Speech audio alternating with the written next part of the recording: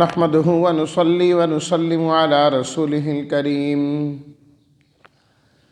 أما بعد فأعوذ بالله من الشيطان الرجيم بسم الله الرحمن الرحيم شهر رمضان الذي أنزل فيه القرآن هدى للناس وبينات من الهدى والفرقان فمن شهد منكم الشهر فليصمه ومن كان مريضا أو على سفر فعدة من أيام أخر يريد الله بكم اليسر ولا يريد بكم العسر ولتكملوا العدة ولتكبروا الله على ما هداكم ولعلكم تشكرون صدق الله مولانا العظيم اللهم صل على سيدنا ومولانا محمد وعلى آل سيدنا ومولانا محمد وبارك وسلم شہر رمضان، شہر مہینے کو کہتے ہیں، شہور اس کی جمع ہے، رمضان مہینے کا نام ہے۔ انزل اتارا گیا، بینات روشن اور واضح دلیلیں،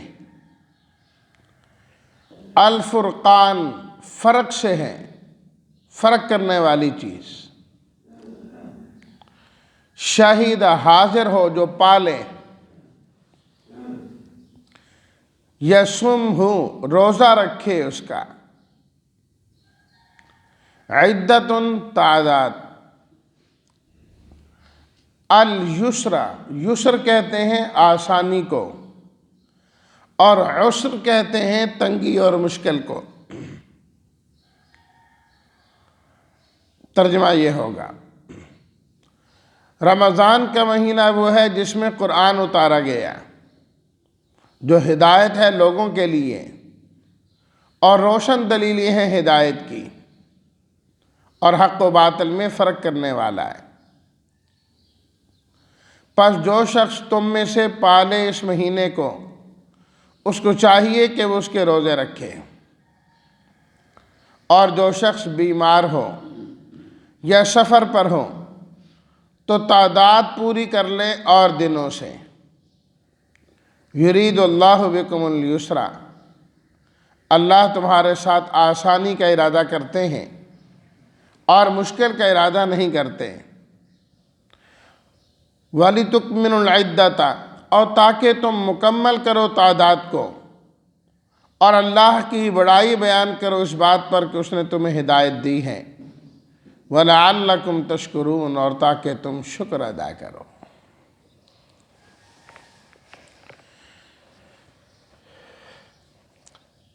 رمضان المبارک کا جو مہینہ ہے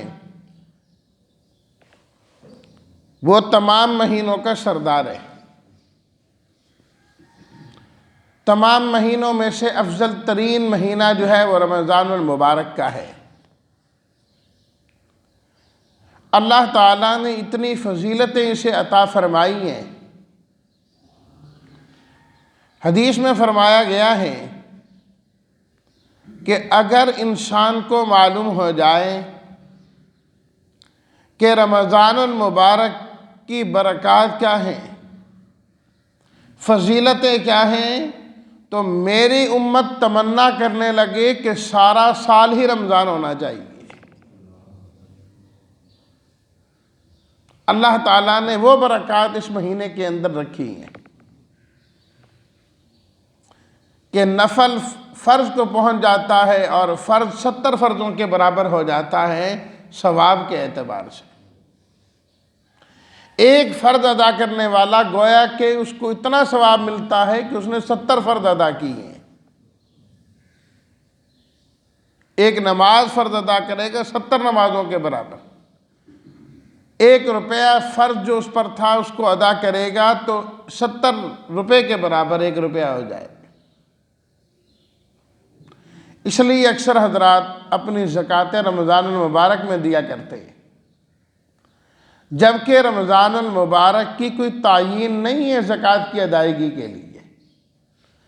اللہ تعالیٰ نے جس آدمی کو جب مال دیا اور وہ صاحب نصاب ہوا، اس کا سال وہیں سے شروع ہوتا ہے، وہیں سے اس کا آغاز ہوتا ہے. لیکن رمضان کی فضیلتیں اور برکات کو حاصل کرنے کے لیے امت کی اکثریت جو زکوٰۃ دیتے ہیں وہ رمضان المبارک میں دینے کی کوشش کرتے ہیں کہ اس موقع پر ہم ادا کر دیں. اور پھر یہ رمضان المبارک کئی عبادات کا مجموعہ، کوئی ایک عبادت اس کے اندر نہیں ہے، لیکن یہ ساری فضیلتیں رمضان المبارک کو اللہ تعالیٰ نے جو عطا کی، اس کی وجہ اللہ تعالیٰ نے آج کی پڑھی گئی آیت میں یہ بیان فرمائی کہ اصل وجہ اس رمضان کے مہینے کو فضیلت دینے کی یہ ہے کہ اللہ نے اس مہینے میں قرآن مجید کو نازل فرمایا ہے. نزول قرآن کا یہ مہینہ ہے. شہر رمضان الذی انزل فیہ القرآن، فرمایا رمضان کا مہینہ وہ ہے جس کے اندر قرآن کو نازل کیا گیا ہے، قرآن کو نازل کیا گیا. تو اس لحاظ سے رمضان اور قرآن لازم الملزوم ہے. اس مہینے میں قرآن مجید کے ساتھ انسان کا تعلق پہلے سے زیادہ ہو جانا چاہیے، اس کی تلاوت زیادہ ہونی چاہیے، اس کو سمجھنا اور پڑھنا پہلے سے زیادہ ہونا چاہیے. اور یہ نبی کریم صلی اللہ علیہ وسلم کی سنت بھی ہے کہ رمضان سے پہلے جتنا قرآن مجید نازل ہو چکا ہوتا، آپ علیہ الصلاۃ والتسلیمات اور حضرت جبریل امین آپس میں دور کیا کرتے تھے، ایک دوسرے کو سناتے تھے جتنا بھی نازل ہو چکا ہوتا. اور آخری سال جو آپ علیہ الصلاۃ والتسلیمات کا رمضان المبارک آیا، اس میں 1 مرتبہ نہیں 2 مرتبہ دور آپ علیہ الصلاۃ والتسلیمات اور جبریل امین نے آپس میں کیا ہے. 2 مرتبہ ایک دوسرے کو سنا. تو حدیث سے یہ بات معلوم ہوتی ہے کہ کم از کم رمضان میں 1 قرآن مجید تو ختم کرنا چاہیے، جو کم سے کم درجہ ہے. ورنہ صلحائے امت کا تو یہ معمول رہا ہے کہ رمضان المبارک میں تو اتنی کثرت کے ساتھ تلاوت ہوتی تھی.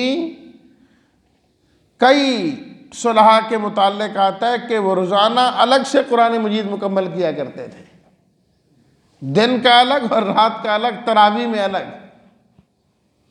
اللہ اکبر. جس طرح ہر چیز کا ایک موسم ہوتا ہے نا، قرآن مجید کا بھی ایک موسم ہے، اور وہ چیز اپنے موسم میں جوبن پر ہوتی ہے. سردی آئے تو جو سردی کا موسم ہے وہ اپنے عروج پر ہوتا ہے. گرمی آئے تو کہتے ہیں یار جون جولائی میں گرمی نہیں پڑے گی تو پھر کب پڑے گی. اس کا ایک موسم ہے، ایک عروج ہے. کھانے پینے کی اشیاء کو دیکھیے کہ جب ایک چیز کا موسم آ جاتا ہے تو دکانوں پر وہی، ریڑھیوں پر وہی، روڈ بھرے ہوئے ہوتے، مالٹا مالٹا ہی مالٹا ہر جگہ نظر آتا ہے. آم کا موسم آ جائے گا، ہر ریڑھی پر آم ہی نظر آئے گا. تو اس چیز کے وہ موسم ہوتا ہے. رمضان قرآن مجید کا موسم ہے کہ اس مہینے میں قرآن مجید کی بہار آنی چاہیے، قرآن مجید کی بہار آنی چاہیے. انسان کی زبان پر اللہ کا قرآن ہو، سننے میں قرآن ہو، بیان کرنے میں قرآن ہو، کیونکہ یہ ہے ہی نزول قرآن کا مہینہ ہے، نزول قرآن کا مہینہ ہے۔ الذی انزل فیہ القرآن، جس میں اتارا گیا ہے قرآن۔ اور یہاں یہ بات بھی سمجھ لینی چاہیے کہ قرآن مجید کے اترنے کے متعلق اللہ تعالیٰ نے دو لفظ استعمال فرمائے۔ ایک ہے انزل، انزل ینزل انزال، دوسرے کا فرمایا نا انا انزلناہ فی لیلۃ القدر۔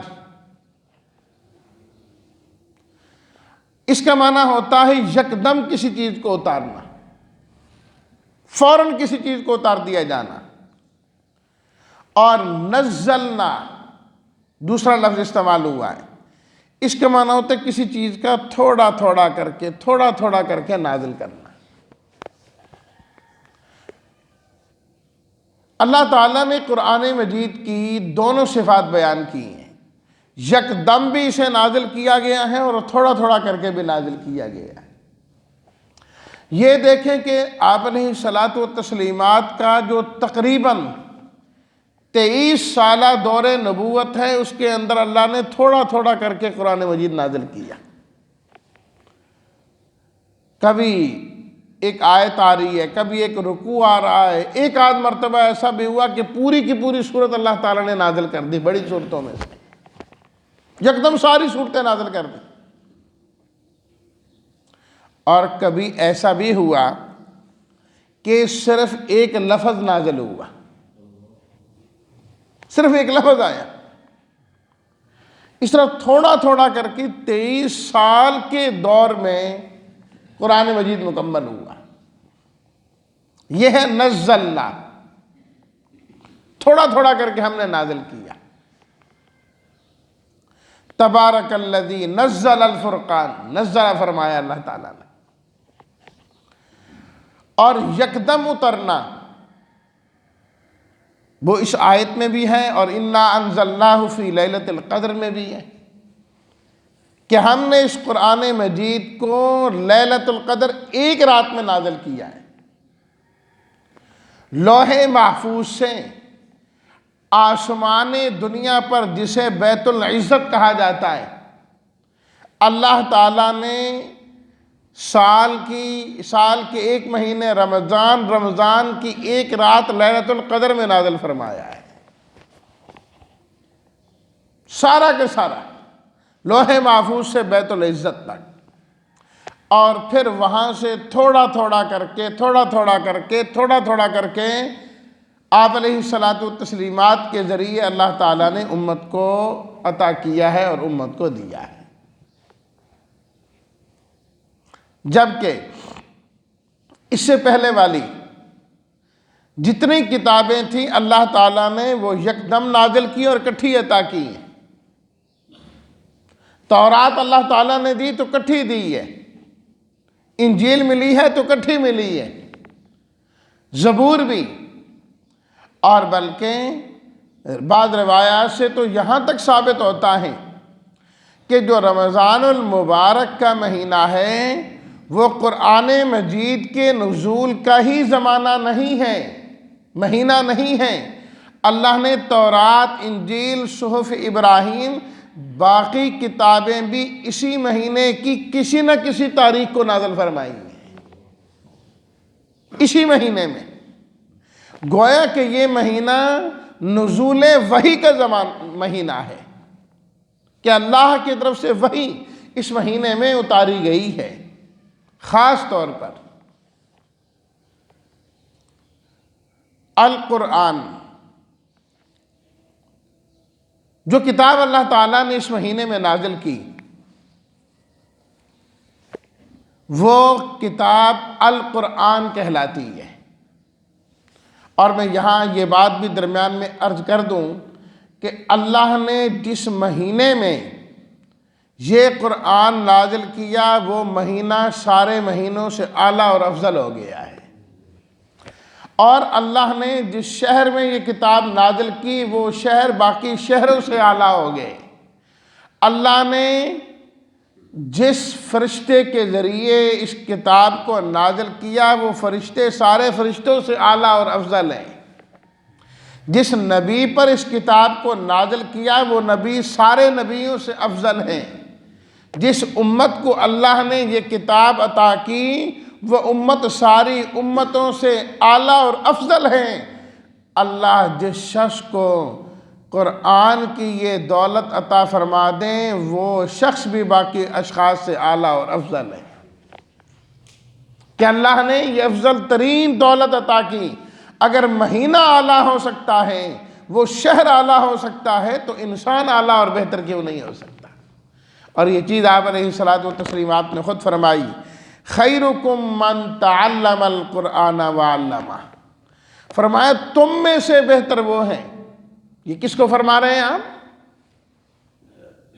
خیرکم، آپ کے سامنے صحابہ کرام تھے، اور قاری محمد طیب صاحب رحمۃ اللہ علیہ نے بڑی خوبصورت بات ارشاد فرمائی۔ فرمایا اللہ نے کیا فرمایا؟ کنتم خیر امت، ساری امت کے لیے فرمایا کنتم خیر امت، یہ امت ساری امتوں سے اعلیٰ۔ اور پھر نبی کریم صلی اللہ علیہ وسلم نے فرمایا خیر القرون قرنی، سب سے بہترین زمانہ یعنی زمانے کے لوگ وہ ہیں جو میرے زمانے کے لوگ ہیں۔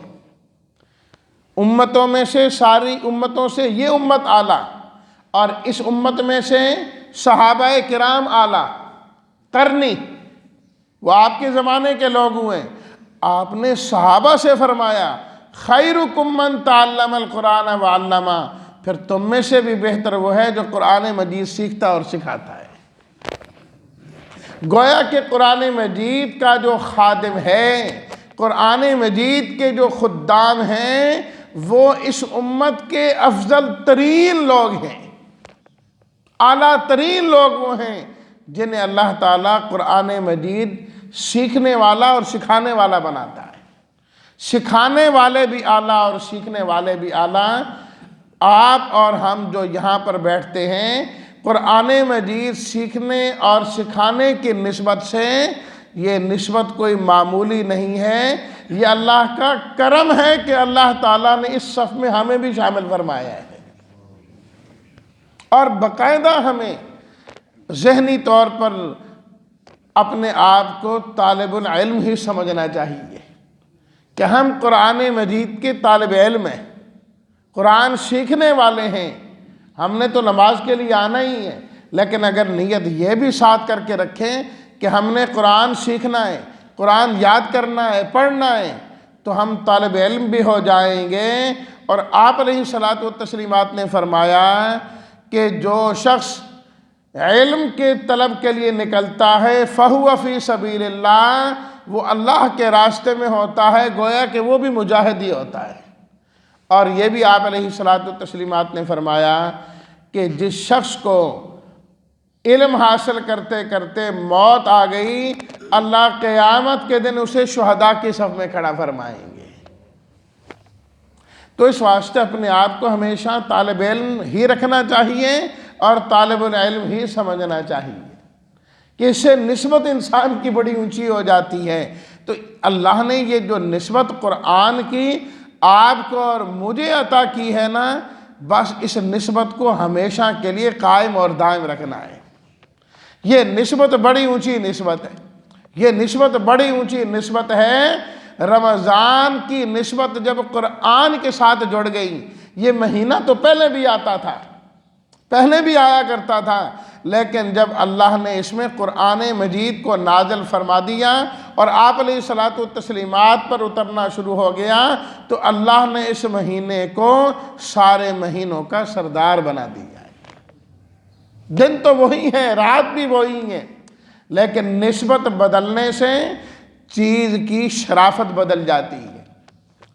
زمین ساری اللہ کی ہے، لیکن جس کی نسبت اللہ کے گھر کی طرف ہو جائے تو انسان اس کی عزت کرتا ہے کہ یہ تو اللہ کا گھر ہے، اللہ کا گھر ہے۔ جو اینٹ اس مسجد میں لگ جاتی ہے، ایک بٹھے سے بنی ہوئی اینٹ ہے، ایک واش روم میں لگی ہے، کہ انسان وہاں پر ننگے پاؤں اپنا پاؤں نہیں رکھنا، جوتی کے بغیر پاؤں نہیں رکھتا، اور جو مسجد کے اندر لگ گئی انسان اپنی پیشانی اس پر ٹیکتا ہے۔ کیوں؟ دونوں میں نسبت بدل گئی، ایک مٹی سے بنی ہے، ایک بٹھے میں بنی ہے، ایک مالک نے بنائی ہے، ایک آگ سے بنی ہے، لیکن دونوں کی نسبت میں فرق ہے۔ ایک کپڑا ہے لیکن کیا ہے، جس کپڑے کو نسبت قرآن سے ہو گئی، جس طرح انسان اس قرآن کو چومتا ہے، اس سے محبت کرتا ہے، اس کے غلاف سے بھی اسی طریقے سے محبت کرتا ہے، وہ بھی اسی احترام کے ساتھ دیکھا جاتا ہے۔ تو جس کی نسبت اللہ کے قرآن سے جڑ جائے، اللہ کے قرآن سے جڑ جائے، اللہ کے ہاں اس کا بھی بڑا مقام ہو جاتا ہے۔ تو اس لیے اللہ نے رمضان کی وجہ بیان کی، شان کی، فرمایا شہر رمضان الذی انزل فیہ القرآن، رمضان کا مہینہ وہ جس میں قرآن نازل ہوا۔ باقی باتیں کیونکہ آگے رمضان آ بھی رہا ہے تو اس رکوع کی انشاءاللہ قدر تشریح کرتے رہیں گے تاکہ رمضان کے مسائل و احکام بھی واضح ہو جائیں۔ اللہ تعالی ہم سب کو رمضان المبارک پانے والا بنائے اور اس کی برکات نصیب فرمائے۔ وآخر دعوانا ان الحمدللہ رب العالمین۔